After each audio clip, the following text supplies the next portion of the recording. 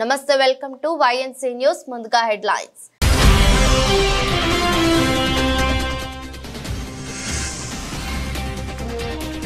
గెలిస్తే మాస్క్ ను కేబినెట్ లోకి తీసుకుంటా డొనాల్డ్ ట్రంప్ ఆఫర్ కు సిద్ధమైన మస్క్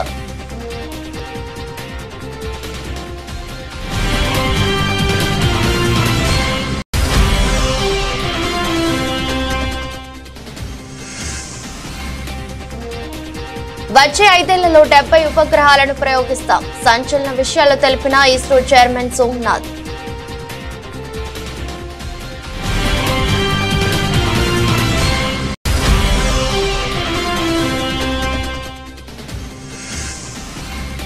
రాష్ట్ర ప్రభుత్వం ఫోన్ ట్యాపింగ్ చేయొచ్చు హైకోర్టుకు చెప్పిన కేంద్ర హోంశాఖ.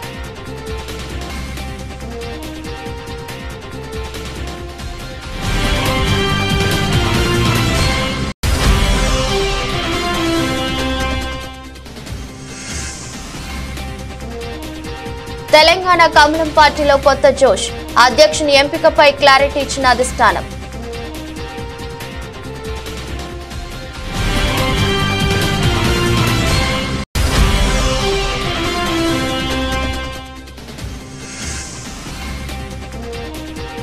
రాంచీలోని దాబాలో స్నేహితులతో కలిసి సందడి చేసిన MS ధోని ఫోటో వైరల్.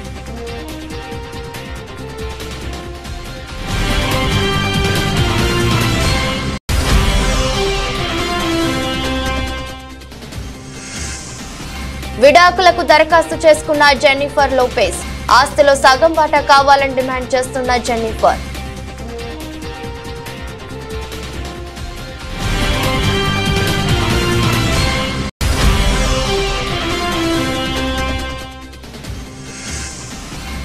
నష్టాల్లో దేశీయ స్టాక్ మార్కెట్ సూచీలు 24,686 వద్ద కొనసాగుతున్న నిఫ్టీ.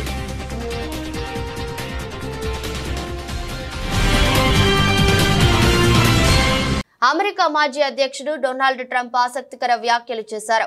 ఈ ఏడాది ఆఖరులో జరిగే అధ్యక్ష ఎన్నికల్లో తాను గెలిస్తే టెస్లా అధినేత ఎలాన్ మస్క్ కు కేబినెట్ పోస్ట్ లేదా ప్రభుత్వంలో ముఖ్యమైన సలహాదారుడిగా తీసుకుంటానని ట్రంప్ తన ఎన్నికల ప్రచారంలో పేర్కొన్నారు.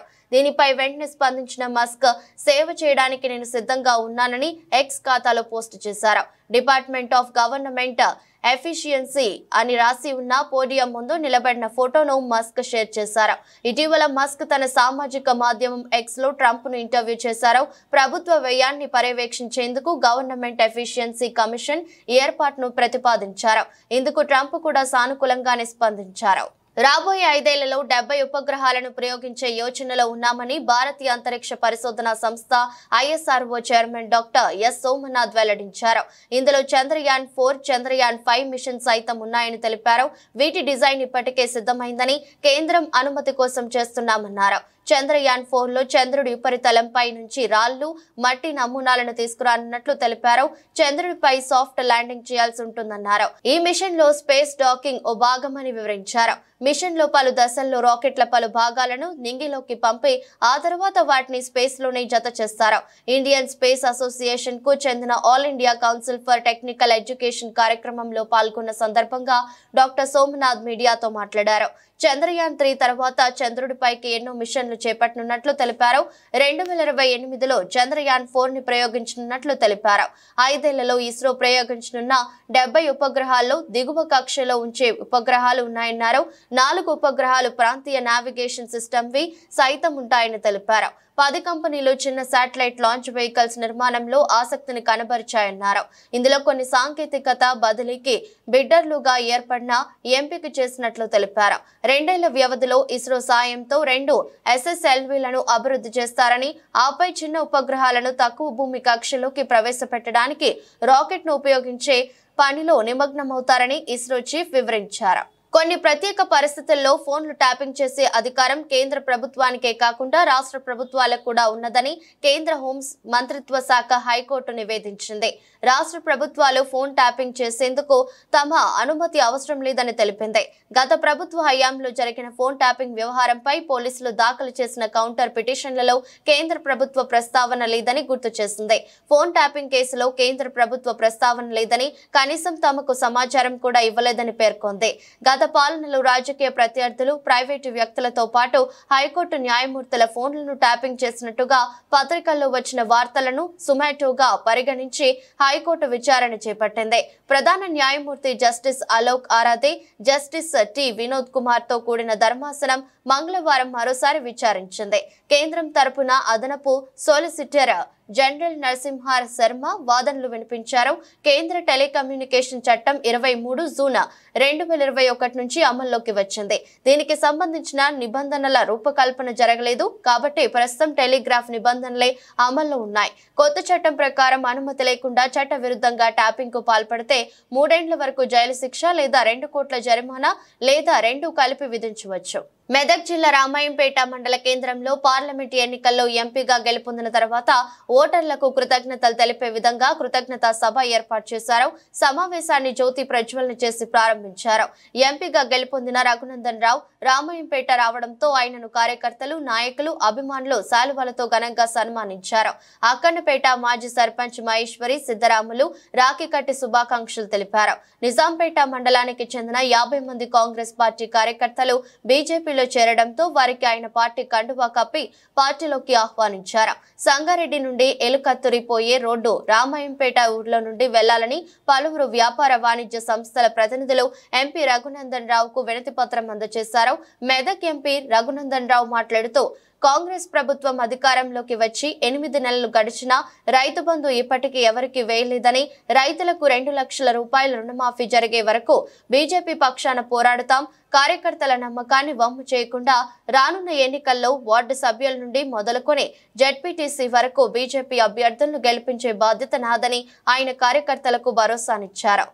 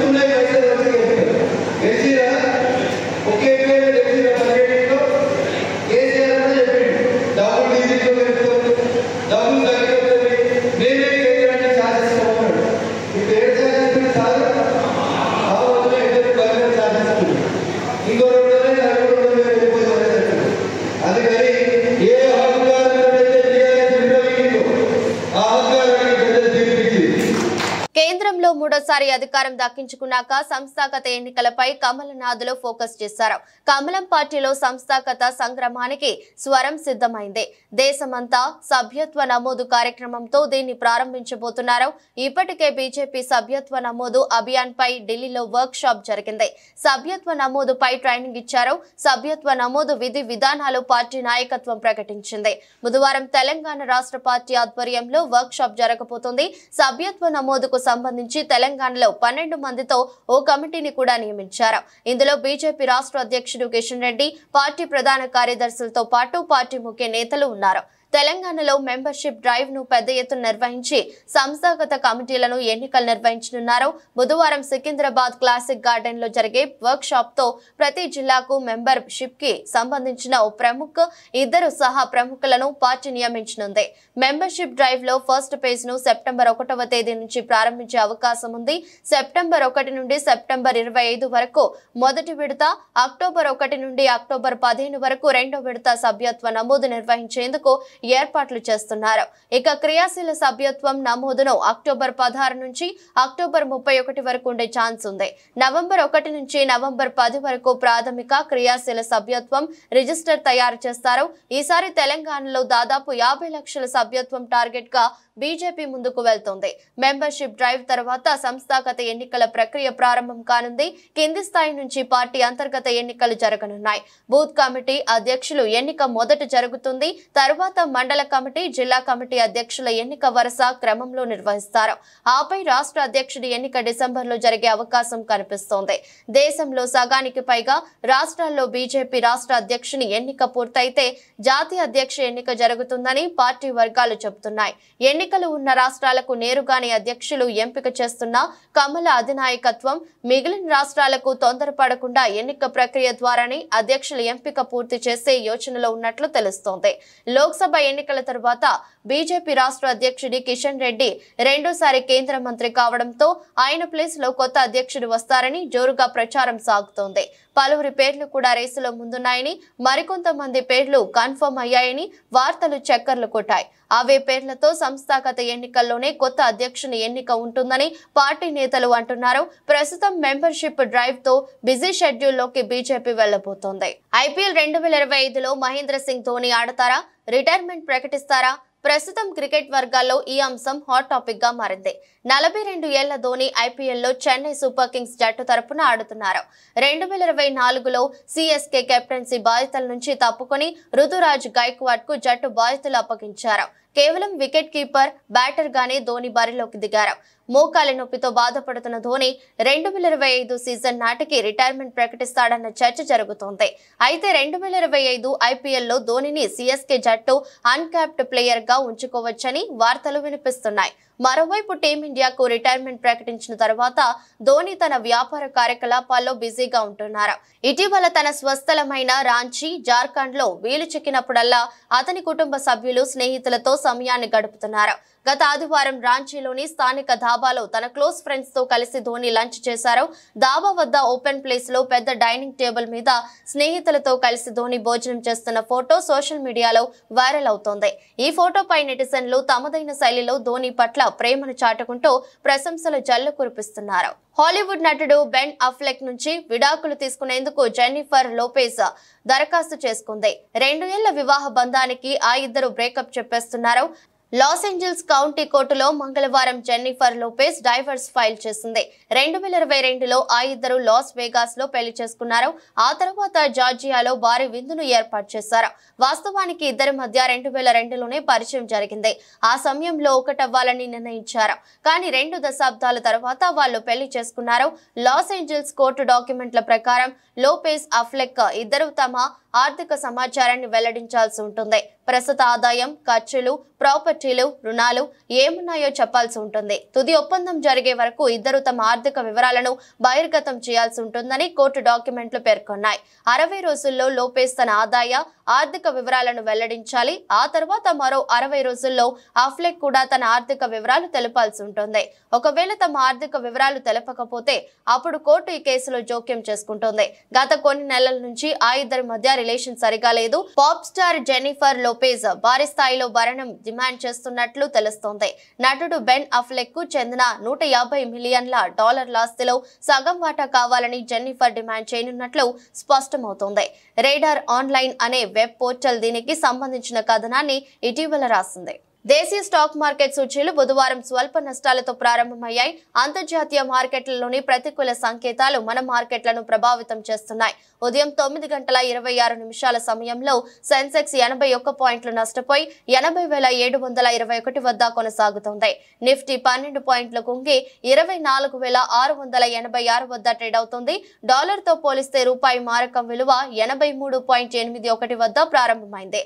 సెన్సెక్స్ 30 సూచీలో Bajaj Finserv, L and T, Bharat Airtel, HUL, Nestle India, Titan, ITC, Tata Motors, Adani Ports, Sun Pharma షేర్లు లాభాల్లో కొనసాగుతున్నాయి. UltraTech Cements, Tech Mahindra, HDFC Bank, HCL Tech, ICICI Bank, Asian Paints, Tata Steel, Kotak Mahindra Bank, Infosys, TCS, M&M షేర్లు నష్టాల్లో ట్రేడ్ అవుతున్నాయి. వరుస లాభాల నుంచి అమెరికా మార్కెట్లు మంగళవారం విరామం తీసుకున్నాయి.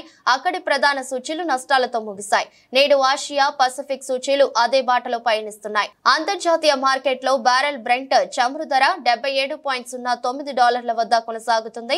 విదేశీ సంస్థాగత మదుపర్లు మంగళవారం నికరంగా 1,457 కోట్ల విలువ చేసే షేర్లను విక్రయించారు. దేశీయ సంస్థాగత మదుపర్లు 2,252 కోట్ల వాటాలను కొనుగోలు చేశారు. రాష్ట్ర ప్రభుత్వం తీసుకువస్తున్న నూతన ఇంధన పాలసీపై ముఖ్యమంత్రి చంద్రబాబు సమీక్ష చేశారు. సచివాలయంలో జరిగిన ఈ సమీక్షలో ఇంటిగ్రేటెడ్ క్లీన్ ఎనర్జీ పాలసీ 2024పై రివ్యూ చేశారు. కొత్త పాలసీపై అధికారులకు ముఖ్యమంత్రి దిశానిర్దేశం చేశారు. సంప్రదాయేతర విద్యుత్ ఉత్పత్తికి రాష్ట్రంలో అనేక అవకాశాలు ఉన్నాయని, వాటిని సద్వినియోగం చేసుకుంటే దేశంలోని సంప్రదాయేతర విద్యుత్ ఉత్పత్తికి ఏపీ అతిపెద్ద కేంద్రం అవుతుందని సీఎం రెన్యూవబుల్ ఎనర్జీలో 2014-19 మధ్య కాలంలో దేశంలోని టాప్ లో ఉన్న ఏపీ 2019 తర్వాత వచ్చిన ప్రభుత్వ విధానాలతో సంక్షోభంలోకి వెళ్లిపోయిందని సీఎం తెలిపారు. రాష్ట్రంలో solar, wind, pumped storage energy, bio ఎనర్జీకి ఉన్న అన్ని అవకాశాలను అందిపుచ్చుకొని ముందుకు సాగేలా కొత్త పాలసీ ఉండాలని సూచించారు. పర్యావరణ హితంగా టెక్నాలజీ ఉపయోగంతో తక్కువ ఖర్చుతో విద్యుత్ ఉత్పత్తి సాధించేలా పాలసీ రూపకల్పనపై చర్చించారు. ఎస్సీ/ఎస్టీ వర్గీకరణ తీర్పును వ్యతిరేకిస్తూ తలపెట్టిన భారత్ బంద్ కు కోనసీమ జిల్లా అమలాపురంలో గడియార స్తంభం సెంటర్ నుండి బస్టాండ్ వరకు భారీ ర్యాలీ, మాల మహానాడు జేఏసీ ఆధ్వర్యంలో నిర్వహించారు. వ్యాపార సంస్థలు సహకరించాలని కోరారు. బస్టాండ్ నుండి ఒక్క బస్సు కూడా కదలనివ్వని ఆందోళనకారులు బస్సులు కదలకపోవడంతో ప్రయాణికులు ఇబ్బందులు ఎదుర్కొన్నారు. మాలల పంతం, మోదీ అంతం అంటూ నినాదాలు చేసిన జేఏసీ నాయకులు రాష్ట్రపతి ఆమోద ముద్రతో మాత్రమే ఎస్సీల వర్గీకరణ చేయడానికి వీలవుతుంది. అలా కాకుండా ఆగస్టు 1వ తేదీన సుప్రీంకోర్టు ధర్మాసనం 7 సభ్యుల ఇచ్చిన తీర్పును పునః పరిశీలించాలని మాల మహానాడు జేఏసీ కోరుతోంది. దాని మీద మేము మరి 1990 నుంచి కూడా పివి రావు గారి మాలమహాడు ఉద్యమాన్ని నడిపి ఈ ఉద్యమాన్ని ఈ రాష్ట్ర వ్యాప్తంగా ఘన విజయం సుప్రీంకోర్టులో చేయడం వచ్చింది. సుప్రీంకోర్టుని మరలా 5 న్యాయమూర్తులు చక్కగా 59 ఉపకులాలని కూడా విడదీసే హక్కు లేదు. ఈ 59 ఉపకులాలకి ఈ 15% రిజర్వేషన్ ఎవరైతే బాగా చదువుకుంటున్నారో అందరికీ వర్తించాలని చెప్పి రాజ్యాంగంలో బాబాసాహెబ్ అంబేద్కర్ పొందుపరిచారు. అటువంటి రాజ్యాంగాన్ని ఈ రోజున మరి ప్రభుత్వాలు ఈ రోజున మళ్ళా 7 న్యాయమూర్తులతో రాష్ట్రాల వారిగా జిల్లాల వారిగా చేయాలని చెప్పి ఇస్తున్నారు తీర్పు. ఆ తీర్పుని పూర్తిగా మేము ఖండిస్తూ మేము గతంలో చేసిన తీర్పుని మేము అమలు చేయాలని, ఈ తీర్పు వెనక్కి తీసుకోవాలని చెప్పి ఈ రోజున బంధుకు చేస్తా ఉన్నాము. మేమందరం కూడా బాబాసాహెబ్ అంబేద్కర్ వారసులుగా మేమందరం ఈ వర్గీకరణ ప్రాంతాల వరకు కూడా నిద్రపోకుండా మేము ఈ రాష్ట్ర వ్యాప్తంగా దేశవ్యాప్తంగా ఈ వర్గీకరణని వెనక్కి తీసుకునే వరకు కూడా ఉద్యమాన్ని ముందుకు తీసుకెళ్తామని చెప్పి తెలియజేసుకున్నాను. జై భీమ్. అనంతపురం జిల్లా తాడిపత్రిలో ఉద్రిక్తత పరిస్థితులు నెలకొన్నాయి. వైసీపీ, టీడీపీ నేతల మధ్య ఘర్షణ వాతావరణం నెలకొంది. ఎన్నికల తర్వాత చాలా మంది వైసీపీ నేతలు సొంత నియోజకవర్గాలను వీడారు. తాడిపత్రి మాజీ ఎమ్మెల్యే కేతిరెడ్డి పెద్దారెడ్డి కూడా చాలా చాలా రోజులుగా సొంత నియోజకవర్గానికి దూరంగా ఉన్నారు. అయితే ఇవాళ ఆయన తాడిపత్రిలోని తన సొంత నివాసానికి రావడంతో వైసీపీ శ్రేణుల్లో ఉత్సాహం ఉప్పొంగింది. టీడీపీ నేతల పట్ల కవ్వింపులకు దిగారు. దాంతో టీడీపీ శ్రేణులు కూడా ధీటుగా స్పందించాయి. వైసీపీ నేత కందిగోపుల మురళి ఇంటిపై టీడీపీ వర్గాలు దాడికి పాల్పడ్డాయి. ఇంటి ముందు నిలిపిన వాహనాలను టీడీపీ కార్యకర్తలు ధ్వంసం చేశారు. ఇంట్లో ఫర్నిచర్ ను కూడా ధ్వంసం చేశారు. అంతకుముందు టీడీపీ కార్యకర్తలు వైసీపీ నేత రఫీని చితకబాదారు. అయినప్పటికీ వైసీపీ నేతలు కవ్వింపులు ఆపకపోవడంతో మురళి ఇంటిపై దాడికి దిగారు. దాంతో జోక్యం చేసుకున్న పోలీసులు మాజీ ఎమ్మెల్యే పెద్దారెడ్డిని తాడిపత్రి నుంచి అనంతపురం పంపించారు. తాను కొన్ని డాక్యుమెంట్ల కోసం తాడిపత్రి నివాసానికి వచ్చానని పెద్దారెడ్డి వెల్లడించారు. తెలంగాణలో శాంతి భద్రతలు కాపాడడంలో పోలీసులు నిరంతరం కృషి చేస్తున్నారని డీజీపీ జితేందర్ అన్నారు. కరీంనగర్ కమిషనరేట్ లో రాష్ట్ర డీజీపీ జితేంద్ర కరీంనగర్, సిరిసిల్ల, జగిత్యాల పోలీసు అధికారులతో సమావేశమయ్యారు. ఈ సందర్భంగా డీజీపీ మీడియాతో మాట్లాడారు. ట్రాఫిక్ నియంత్రణకై తగు చర్యలు తీసుకుంటూనే అక్రమ ఇసుక రవాణా, సైబర్ నేరాలు, డ్రగ్స్ కంట్రోల్, గంజాయి అక్రమ రవాణా సరఫరాపై నిరంతరం నిఘా ఉంటుందని తెలిపారు. Drunk and drive, minor driving, number plates లేని వాహనాలను పట్టుకోవడంపై స్పెషల్ డ్రైవ్లు నిర్వహిస్తూ ప్రతి వాహనదారు ట్రాఫిక్ రూల్స్ ని ఖచ్చితంగా పాటించేలా అనేక చర్యలు చేపడుతున్నట్టు తెలిపారు. ఈ సమావేశంలో Karimnagar range IG Chandrasekhar, Karimnagar CP Abhishek Mohanty, Jagtial SP Ashok Kumar, Rajanna Sircilla SP Akhil Mahajan, police అధికారి శేషాద్రిని రెడ్డి తదితరులు పాల్గొన్నారు. Good evening everyone. ఈరోజు నేను లాస్ట్ మంత్ ఛార్జ్ తీసుకున్నాను. సో దానికోసం నేను ప్రతి యూనిట్స్కి విజిట్ చేస్తున్నాను. అండర్ విజిట్స్ నేను ఈరోజు కరీంనగర్కి వచ్చాను. సో కరీంనగర్ సిపి గారు, సిరిసిల్ల ఎస్పీ గారు, జగిత్యాల ఎస్పీ గారు, తర్వాత నాతో పాటు ఐజీ మల్టీజోన్ గారు కూడా వచ్చారు. మార్నింగ్ నుంచి మేము ప్రతి ఒక్క ఇన్స్పెక్టర్తో మాట్లాడాను. వారికి ఏమి ఇష్యూస్ ఉన్నాయి, ప్రతి సర్కిల్లో, ప్రతి పోలీస్ స్టేషన్లో ఏమి ఇష్యూస్ ఉన్నాయి, తర్వాత సబ్ డివిజన్లో ఏమి ఇష్యూస్ ఉన్నాయి, తర్వాత జిల్లాలో ఏమి ఇష్యూస్ ఉన్నాయి, అందరితో మాట్లాడటం జరిగింది. సో అందరికీ ప్రతి విషయంలో డిస్కషన్ జరిగింది. Whether it is law and order or property offences, general situation, communal situation, or ఇది మన property offences, other property offences, తర్వాత issues of other importance like farmers issues, all issues మీద డిస్కషన్ చేయటం జరిగింది.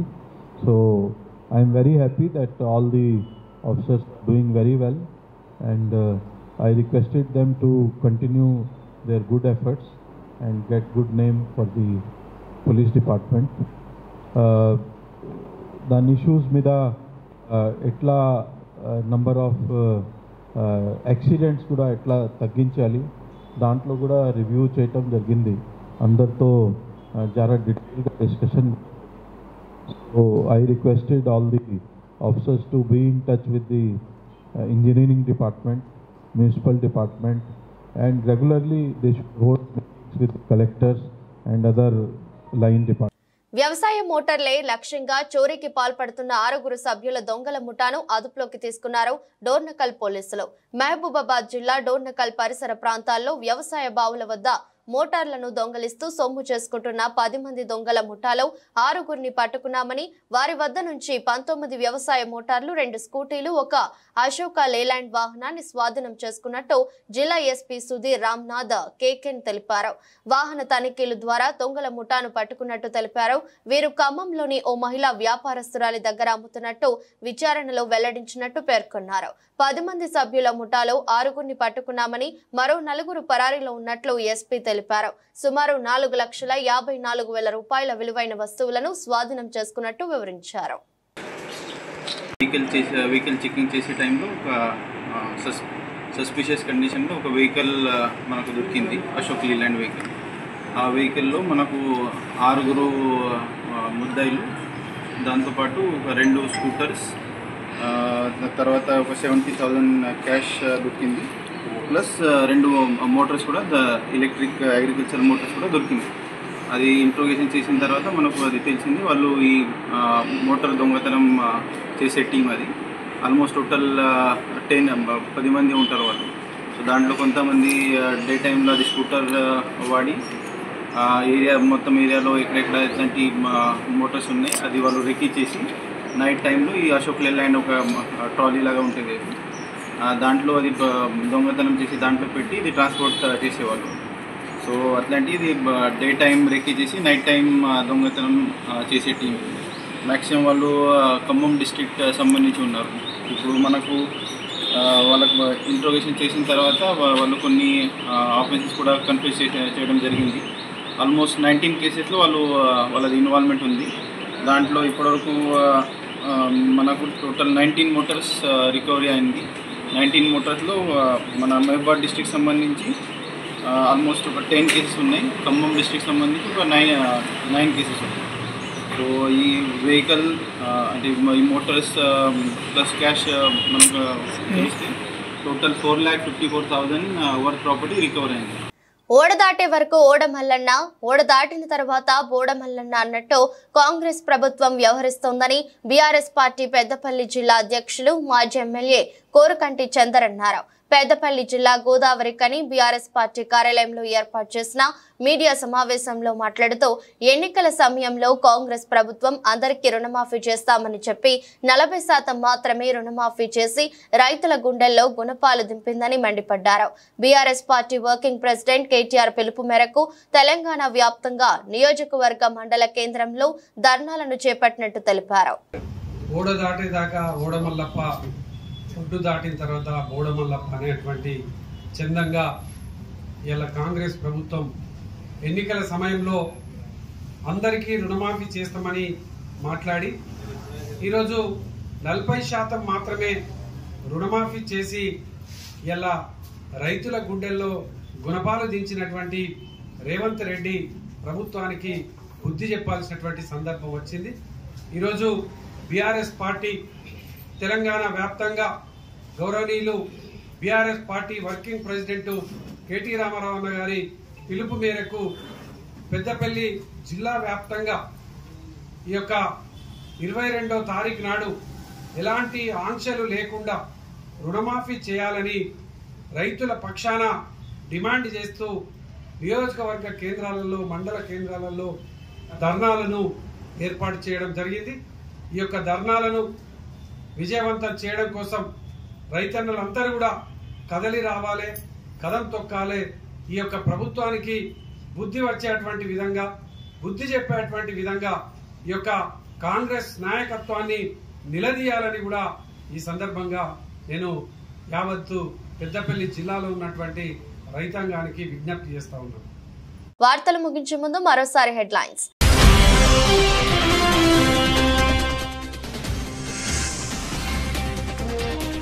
గెలిస్తే మాస్క్ ను cabinet లోకి తీసుకుంటా, డొనాల్డ్ ట్రంప్ ఆఫర్ కు సిద్ధమైన మస్క్.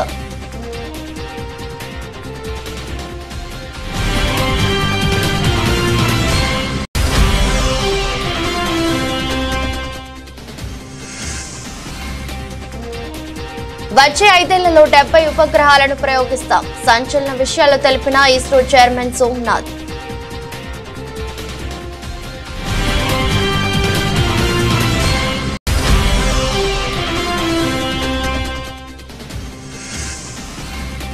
రాష్ట్ర ప్రభుత్వం ఫోన్ ట్యాపింగ్ చేయొచ్చు, హైకోర్టుకు చెప్పిన కేంద్ర హోంశాఖ.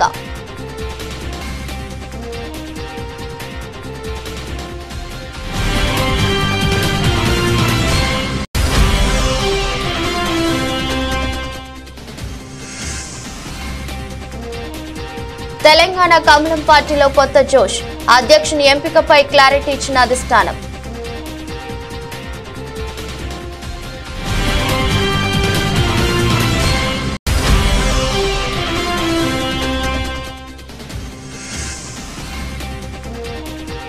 రాంచీలోని దాబాలో స్నేహితులతో కలిసి సందడి చేసిన ఎంఎస్ ధోని, ఫోటో వైరల్.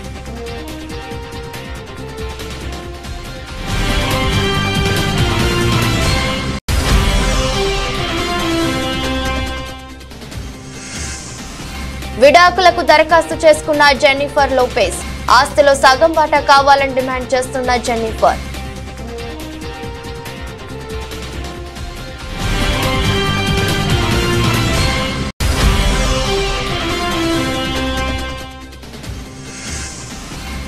నష్టాల్లో దేశీయ స్టాక్ మార్కెట్ సూచీలు 24,686 వద్ద కొనసాగుతున్న నిఫ్టీ.